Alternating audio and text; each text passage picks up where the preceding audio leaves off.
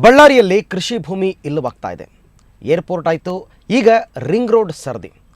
Ring ರೋಡ್ಗಾಗಿ ಕೃಷಿ ಭೂಮಿ ವಶಪಡಿಸಿಕೊಳ್ಳಲು ಸರ್ಕಾರ ನಿರ್ಧರಿಸಿದೆ. ಆದರೆ ಇದಕ್ಕೆ ರೈತರ ವಿರೋಧ ವ್ಯಕ್ತವಾಗಿದೆ. ಈ ಕುರಿತು ಪ್ರತಿಕ್ರಿಯಿಸಿದ ಸಚಿವ ಜನಾರ್ದನ ರೆಡ್ಡಿ, ರೈತರ ಸಮ್ಮತಿ ಇಲ್ಲದೆ ಭೂಮಿ ವಶಪಡಿಸಿಕೊಳ್ಳೋದಿಲ್ಲ ಅಂದಿದ್ದಾರೆ.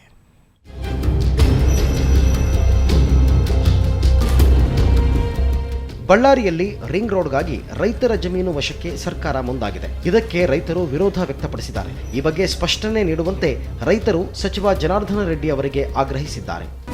ರಿಂಗ್ ರೋಡ್ಗೆ ಹೋಗೋದು 150 ಎಕರೆ ಹೋಗುತ್ತಾನೆ ಸರ್. ಅದರಲ್ಲಿ ಅವರು ಎಣ್ಣೆ 5 ಎಕರೆ ಒಳಗಿದ್ದವರಿಗೆ ಎಣ್ಣೆ ಮಾಡಿಸಿಕೊಡ್ತಾರಂತೆ, 20 ಎಕರೆ ಪಾಣಿದವರಿಗೆ ಅವ್ರಿಗೆ ಎಣ್ಣೆ ಮಾಡಿ ಕೊಡಲ್ಲ ಅಂತಾರ. ಅದಕ್ಕಾಗಿ ನಾವು ಪರಿಹಾರ ಕೊಡಿ, ನಮಗೆ ಎಣ್ಣೆ ಬೇಡ ಅಂತ ಹೇಳ್ತಿದ್ವಿ. ಎಣ್ಣೆ ಮಾಡಿದ್ಮೇಲೆ ಮುಂದೆ ನೆಕ್ಸ್ಟ್ ನಮಗೆ ಅದಕ್ಕೆ ಡಿಪಾಸಿಟ್ ಕಟ್ಟೋದಾಗಲ್ಲ, ಟ್ಯಾಕ್ಸ್ ಕಟ್ಟೋದಾಗಲ್ಲ ನಮ್ಮ ಕೈಲೇ. ಅದು ಯಾವಾಗ ಆಗ್ತದೋ ಏನು ಗೊತ್ತಿಲ್ಲ. ಅದಕ್ಕಾಗಿ ನಾವು ಪರಿಹಾರ ಕೊಡು, ಎಣ್ಣೆ ರಿಂಗ್ ರೋಡ್ ಮಾಡ್ರಿ ಅಂತ ಹೇಳ್ತೀವಿ ನಾವು. ನಮ್ಮ ಪರಿಹಾರ ಅಮೌಂಟ್ 50 ಲಕ್ಷ 60 ಲಕ್ಷ ಹೇಳ್ತೈತೆ.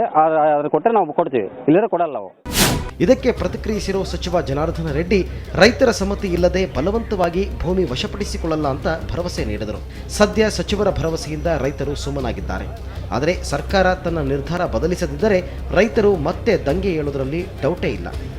ನರಸಿಂಹಮೂರ್ತಿ, ಸುವರ್ಣ ನ್ಯೂಸ್ 24/7, ಬಳ್ಳಾರಿ.